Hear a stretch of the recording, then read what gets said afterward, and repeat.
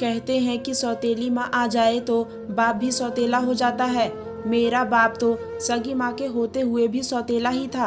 अब सौतेली माँ आ ही गई है तो मैं भी सौतेली माँ की दोष नहीं दे सकती थी, क्योंकि जब मेरी सगी माँ जिंदा थी तभी मेरा बाप मेरे लिए सौतेला ही था।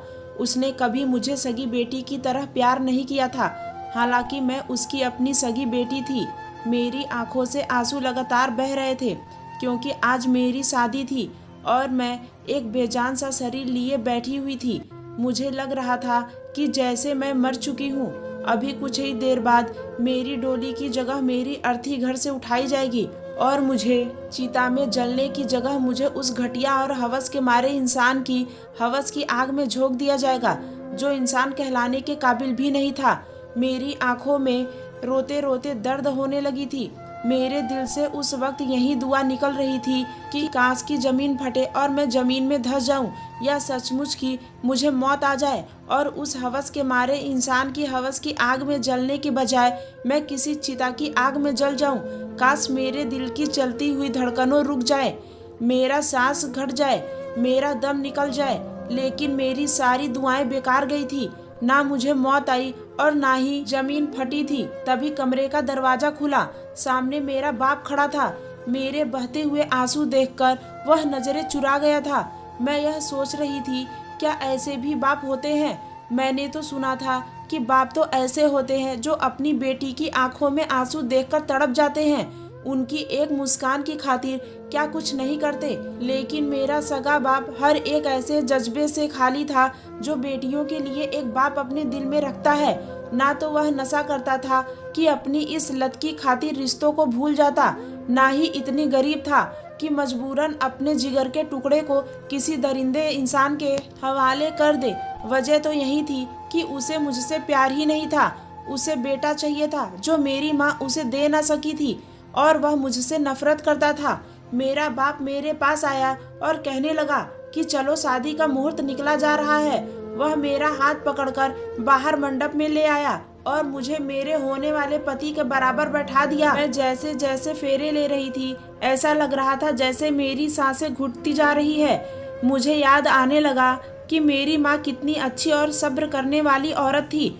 मेरे पापा शुरू से ही बहुत सख्त और तेज मिजाज के आदमी थे। मेरी माँ हर समय मेरे बाप से डरी सहमी सी रहती थी। पापा घर आते तो मेरी माँ हर काम उनके आने से पहले ही कर चुकी होती थी। घर साफ सुथरा होता था, खाना बना हुआ होता था।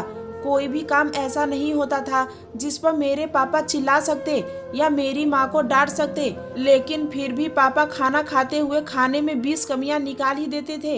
हर वक्त वह मेरी माँ से चिढ़े चिढ़े रहते थे, और मेरी माँ से नफरत की वजह यह थी कि मेरी माँ उनको बेटा ना दे सकी।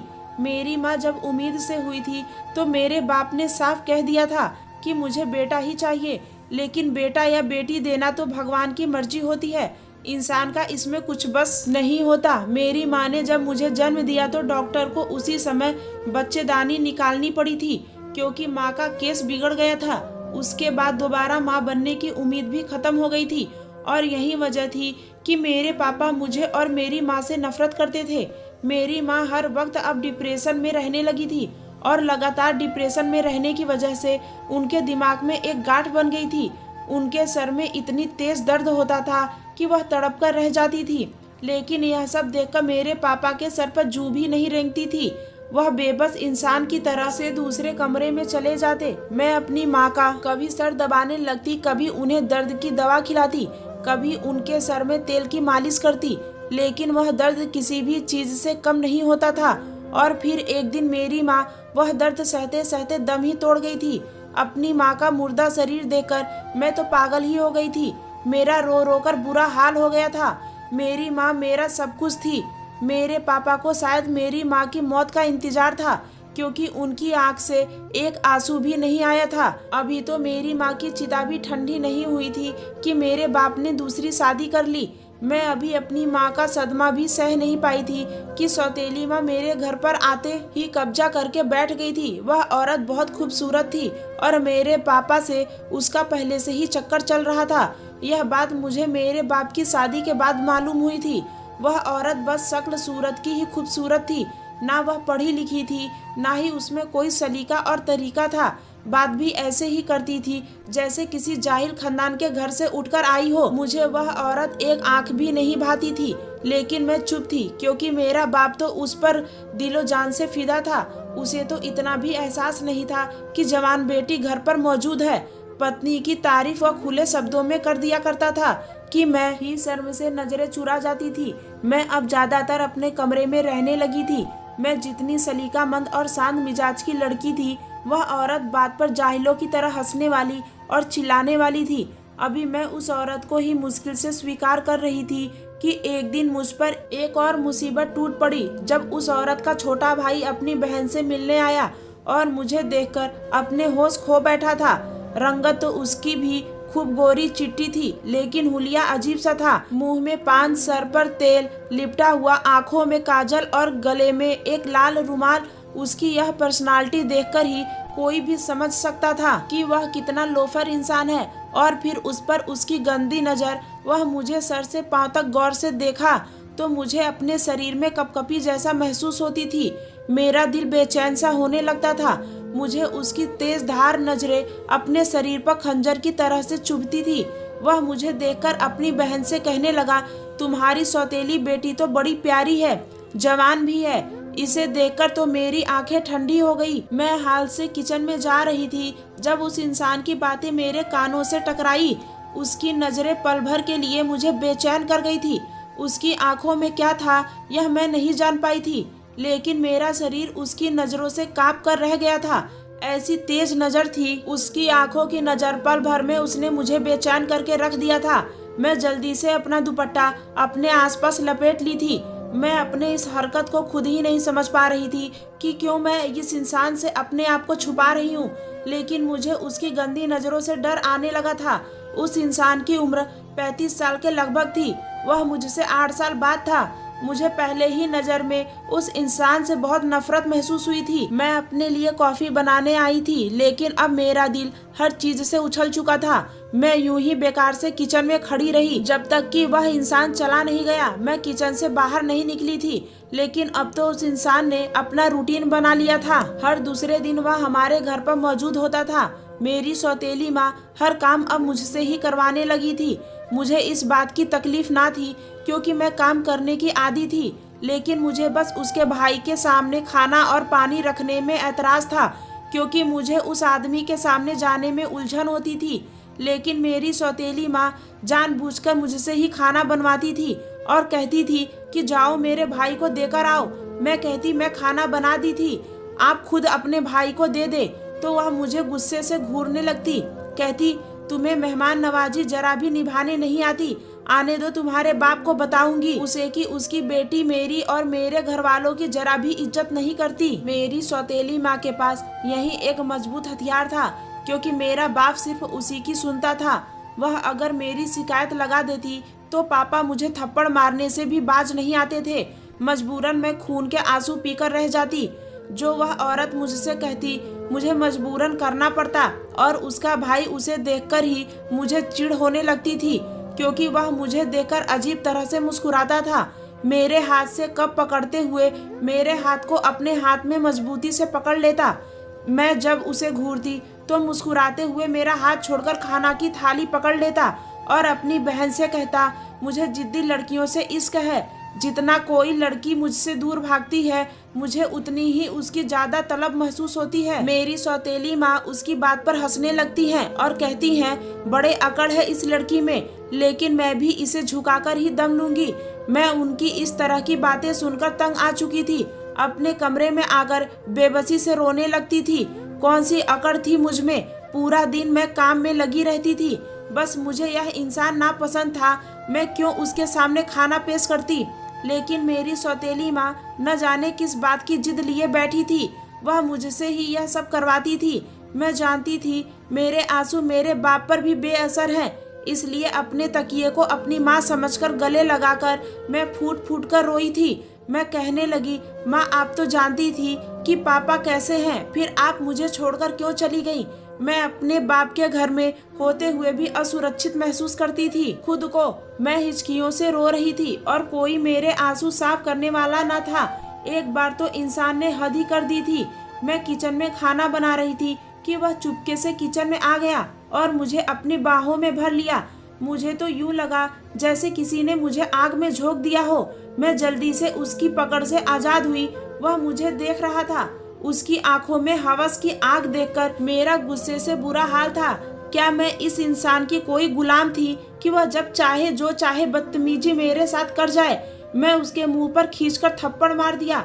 मैंने कहा, तुम्हारी हिम्मत कैसे हुई मेरे साथ यह घटिया हरकत करने की। मैं गुस्से से बहुत तेज चिल्लाई थी। मेरे थप्पड़ मारने से मनीष भी गुस्से से आग बबूला हो चुका था। गुस्से से चेहरा और आंखें लाल थी। वो मुझे देख रहा था। मेरी आवाज सुनकर मेरी सौतेली माँ भी किचन में ही आ गई थी। मनीष कहने लगा कि तेरी इतनी हिम्मत कि तू मुझ पर हाथ उठाए। वह मेरी तरफ बढ़ा ही था कि मैं तेज धार वाली छुरी पकड़ ली। मैंने कहा, खबरदार जो मेरी तरफ बढ़े, वरना आज तुम मेरे हाथों कत्ल हो जाओगे। जिस कदर मैं गुस्से में थी, मैं सचमुच उसका कत्ल ही कर डालती। वह घबराकर पीछे हटा था। मेरी सौतेली माँ मुझे कहने लगी, तुम इस कदर हद से आगे बढ़ गई हो कि तुमने मेरे भाई पर हाथ उठाया, अब उस पर छुरी उठा रही हो। मैंने कहा, अगर यह इंसान अपनी हरकतों से बाज नहीं आया तो मैं इसे जान से मार डालूंगी। इसकी हिम्मत भी कैसे हुई मुझे छूने की। मैं किसी जख्मी शेरनी की तरह दहाड़ते हुए बोली थी। उस समय तो मेरी माँ और उसका वह लोफर भाई वहाँ से चले गए थे। मैं बर्दाश्त कर करके थक चुकी थी और अब किचन में बैठकर रोने लगी। लेकिन मैं नहीं जानती थी कि यह रात मेरे लिए कयामत की रात होगी। मैं जब गहरी नींद में सो रही थी तो मुझे यूं महसूस हुआ कि कोई मेरे बहुत करीब है। जैसे ही मैंने अपनी आंखें खोली, मेरे मुंह पर किसी ने हाथ रख दिया। मैंने बस एक सरगोशी अपने कानों में सुनी थी कि मेरे छू लेने पर तुम्हें बड़ी आग लग गई थी। आज तो तुम्हारी इज्जत को तार तार करके रख दूंगा। आज तुम क्या करोगी? मैं खुद को उस इंसान की पकड़ से आजाद करने की कोशिश करने लगी, लेकिन वह इंसान अपने गंदे इरादों में कामयाब हो चुका था। सुबह में बिल्कुल बेजान शरीर थी। मेरे हाथ में पहनी हुई कांच की चूड़ियां टूटकर मेरी कलाइयों को जख्मी कर चुकी थी। उस दरिंदे ने मेरे साथ हैवानियत बरती थी। मेरा पूरा शरीर लहूलुहान हो चुका था। सुबह वह इंसान अपनी कमीनी हंसी के साथ मुझसे कहने लगा, यह तुम्हारे थप्पड़ का बदला है। बहुत अकड़ रही थी मेरे सामने, देखा मुझसे जिद लगाने का अंजाम। अब इस रात को सारी जिंदगी याद करके रोना। और मैं यूं ही थी कि बेजान हो चुकी थी। मेरे आंसू तक सूख चुके थे। अपने लूटी हुई हालत का जिम्मेदार मैं किसको ठहराती? मैं अपने ही बाप के घर में उसकी मौजूदगी में अपना सब कुछ खो चुकी थी। वह कमरे से बाहर निकलकर जाने लगा तो मेरे दिल से एक सदा निकली कि काश यह दरिंदा आदमी मर जाए। लेकिन मैं नहीं जानती थी कि मेरे ऊपर टूटने वाली यह कयामत की शुरुआत हुई थी। जैसे ही वह इंसान अपना चेहरा छुपाकर कमरे से बाहर निकला, मेरे पापा उसी समय अपने कमरे से बाहर निकले थे। उसे मेरे कमरे से बाहर निकलते देखकर पापा ने समझा कोई चोर है, क्योंकि उसने रुमाल से अपना मुंह छुपा रखा था। पापा ने उसे पकड़ लिया और उसे मारने लगे। शोर की आवाज से मेरी सौतेली माँ भी उठकर बाहर आ गई। जब रोशनी में उसका चेहरा देखा तो मेरे बाप के भी होश उड़ गए। मेरी सौतेली माँ ने यह इल्जाम भी मुझ पर ही लगा दिए कि मेरा भाई और तुम्हारी बेटी एक दूसरे को पसंद करते हैं। मैं तो आपसे इस रिश्ते की बात करने ही वाली थी, लेकिन मुझे लगा कि जानवी अभी छोटी है, अपनी पढ़ाई पूरी कर ले तभी रिश्ते की बात करूंगी। लेकिन मुझे नहीं पता था कि वह मेरे भाई को रात में अपने कमरे में बुला लेगी। अरे यह सब करने की क्या जरूरत थी? मुझसे कह देती तो मैं शादी भी तेरी जल्दी करवा देती। यह लड़की तो और न जाने कितने गुल खिलाएगी। मैं अंदर बैठी सब कुछ सुन रही थी, लेकिन अपनी सफाई में बाहर जाकर कुछ नहीं बोली, क्योंकि मैं जानती थी कि मेरी बात का कोई भी विश्वास नहीं करेगा। मेरा बाप अब बेगाना हो चुका है। मैं सच कह भी दूं तब भी झूठी ही कहलाऊंगी। मेरा बाप पहली बार मेरी माँ पर चिल्लाया था। कहने लगा, यह इस समय यहाँ पर क्या करने के लिए आया था? इसे शर्म नहीं आई यह पाप करते हुए? पापा चिल्लाकर बोले थे। मेरी माँ कहने लगी, कसूर आपकी लाडली का है। जब वह दिन भर अपनी अदाएं दिखाएगी तो मर्द का दिल तो बेकाबू ही होगा। अब इन बातों का कोई फायदा नहीं है। गलती बच्चों से ही हुई है तो उनकी गलती पर पर्दा भी हम ही डालेंगे। कल ही इन दोनों की सादगी से शादी कर देते हैं। घर की बात है, घर में ही रह जाएगी। यह खबर ऐसी थी कि मेरी रूह तक कांप के रह गई थी। जो तकलीफ मैं रात को सही थी वह मैं हर रोज नहीं सह सकती थी। मैं अपनी उसी बिखरी हालत में कमरे से बाहर आ गई। सामने ही वह इंसान मेरे बाप के सामने नजरें झुकाए खड़ा था। मैंने कहा, मैं मर जाऊंगी लेकिन इस घटिया इंसान से शादी नहीं करूंगी। मुझे इस इंसान से नफरत है। इसने मेरे साथ जबरदस्ती की है और मेरी इज्जत को दागदार किया है। लेकिन मेरी माँ ने मेरे बाप को कहा यह लड़की खुद को सच्चा साबित करने के लिए अपना यह हुलिया बनाकर आई है। फिर वह कहने लगी कि इसने मोहल्ले में और भी कई यार पाल रखे हैं। यह किसी एक मर्द की इसलिए नहीं होना चाहती कि इसका गुजारा किसी एक मर्द के साथ हो ही नहीं सकता। मेरे बाप ने यह सुनते ही मेरे मुंह पर एक जोरदार थप्पड़ मारा था। कहने लगे, मुझे नहीं पता था कि मैं एक नागिन अपने घर में पाल रहा हूँ। अगले दिन ही मेरी शादी कर दी गई। इस शादी पर मेरी सौतेली माँ की माँ भी खुश ना थी, क्योंकि वह अपने बेटे के साथ अपनी पसंद की लड़की से शादी करवाना चाहती थी।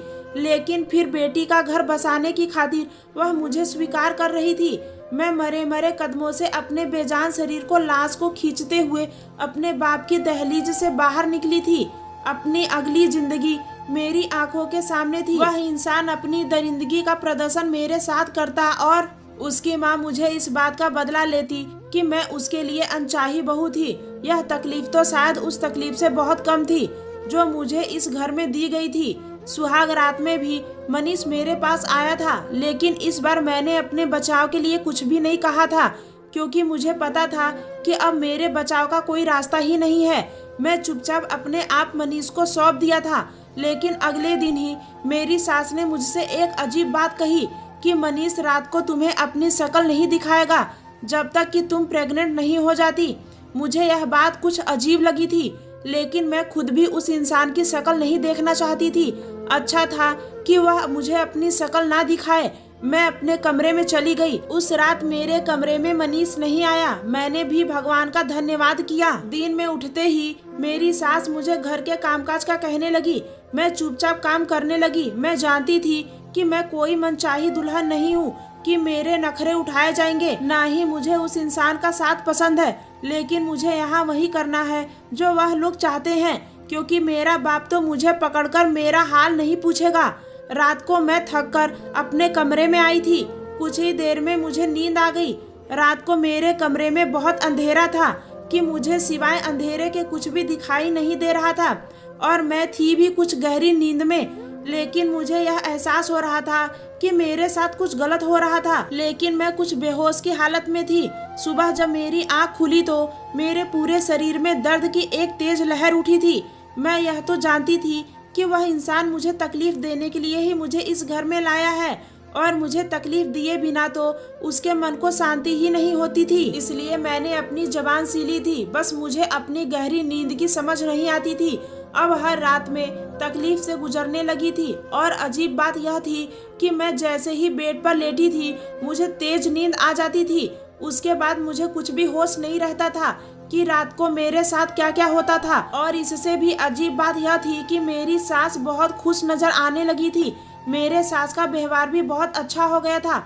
मैं हैरान होती थी कि जब मैं सुबह बेहाल से अपने कमरे से बाहर आती, मेरी सास मुझे गर्म दूध पीने को देती है और कहती, इसे पी लो, तुम बहुत कमजोर होती जा रही हो। मेरी खुराक का भी ख्याल रखती। मैं हैरान थी कि वह क्यों मुझसे इतना अच्छा बर्ताव रखती हैं। एक और अजीब बात यह थी कि मैंने दिन में कभी भी मनीष को इस तरह घर में नहीं देखा था। पूरा दिन मैं और मेरी सास अकेले ही घर पर होते थे। और दूसरी बात यह थी कि मैं आज से पहले कभी अपनी सास को देखा ही नहीं था। मेरी सौतेली माँ से मेरे बाप ने अपने घर से बाहर ही शादी की थी, और शादी के बाद मेरी माँ की माँ अपनी बेटी से मिलने भी हमारे घर नहीं आई थी। जब मेरी शादी हुई थी तब भी उसने अपनी नाराजगी दिखाई थी और वह शादी में नहीं आई थी। लेकिन जब मैं विदा होकर आई तभी मैंने अपनी सास को देखा था। मेरी तबीयत अब बहुत ज्यादा खराब रहने लगी थी। हर वक्त कमजोरी महसूस होती और चक्कर से आते थे। पूरा शरीर दर्द करता था। मेरा पूरा शरीर पीला पड़ चुका था। मेरी खराब तबीयत को देखते हुए मेरी सास मुझे डॉक्टर के पास चेकअप कराने के लिए लाई थी। चेकअप के बाद वह लेडी डॉक्टर मुझे बहुत ही शक भरी नजरों से देखने लगी और कहने लगी, कब से यह काम तुम्हारे साथ हो रहा है? मैंने चौंक कर कहा कि कौन सा काम? और फिर जो उसने मुझसे बताया, मेरी आत्मा तक कांप उठी थी। वो डॉक्टर कहने लगी, तुमसे जिस्म फरोशी का काम लिया जा रहा है, तुम्हें नशे के इंजेक्शन लगाए जाते हैं और जहाँ तक मेरा तजुर्बा बोलता है, एक रात में तुम्हारे पास एक से ज्यादा मर्द आते हैं। इन शब्दों ने मुझे जीते जी मार डाला था, लेकिन आंसू मेरी आंख से एक नहीं टपका था, क्योंकि मेरे अंदर की अब सारे जज्बात मर चुके थे। लेकिन फिर भी मैंने सोच लिया था कि मैं अपने मुजरिमों को सजा जरूर दिलाऊंगी।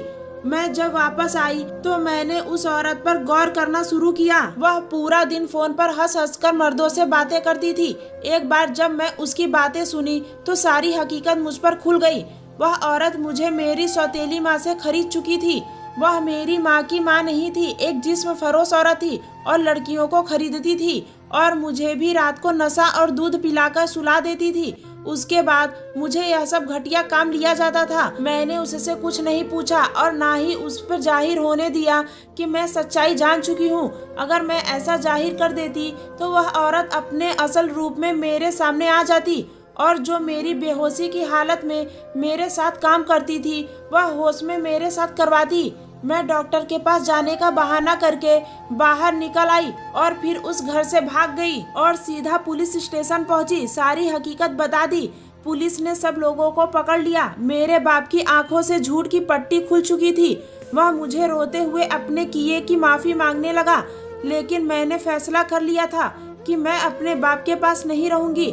मैं एक विधवा आश्रम में रहने लगी, जहाँ बहुत सी ऐसी औरतें रहती थी जो या तो विधवा थी या तो फिर अपने पति की सताई हुई थी। मैं भी वहीं रहने लगी। मुझे यहाँ रहते हुए अभी एक हफ्ता भी नहीं हुआ था कि वही पुलिस वाला मेरे पास आया जिसने मेरे मुजरिमों को सजा दी थी। वह मुझसे शादी करने की इच्छा रखता था। मैं हैरान हो गई। मैंने कहा, आप मेरे बारे में सब कुछ जानते हैं, फिर आप मुझसे शादी क्यों करना चाहते हैं?